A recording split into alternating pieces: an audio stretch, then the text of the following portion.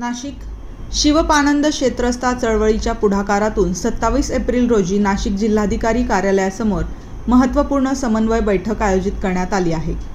शासनाच्या नव्या निर्णयांची प्रभावी अंमलबजावणी, प्रलंबित क्षेत्रस्थे प्रश्नांचा पाठपुरावा तसेच जिल्हाधिकाऱ्यांना निवेदन सादर करण्यात येणार असल्याची माहिती चळवळीचे प्रणेते शरद पवळे यांनी दिली.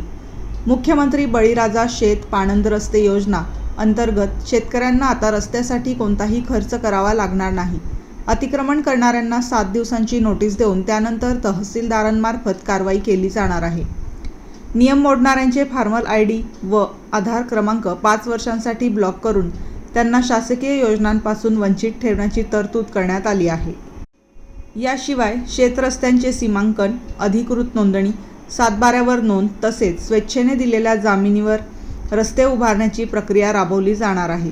या निर्णयामुळे शेत तिथे रस्ता हा हक्क अधिक मजबूत होत असून शेतमाल वाहतूक सुलभ होऊन ग्रामीण भागातील शेतीला गती मिळणार आहे.